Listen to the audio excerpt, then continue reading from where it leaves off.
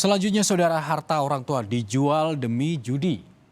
Karena ketagihan bermain judi online, pemuda bersama seorang rekannya nekat mencuri harta benda orang tua angkatnya di Makassar, Sulawesi Selatan.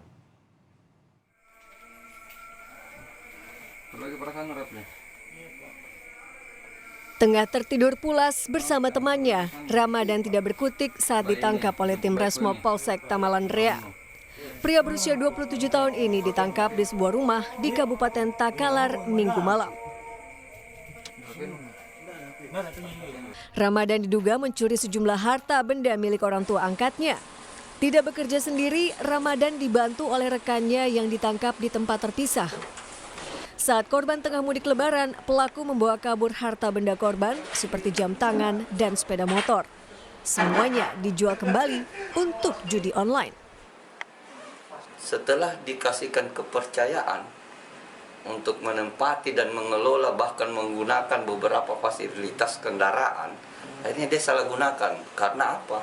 Karena dia sudah kecanduan judi online, dan ketika dia sudah tidak punya biaya atau uang atau dana, maka barang-barang apa saja yang ada di rumah itu dia bakalan jual untuk menutupi kecanduan terhadap judi online tersebut. Akibat perbuatannya, kedua pelaku dijerat dengan pasal 363 KUHP tentang pencurian dan pemberatan dengan ancaman 7 tahun penjara.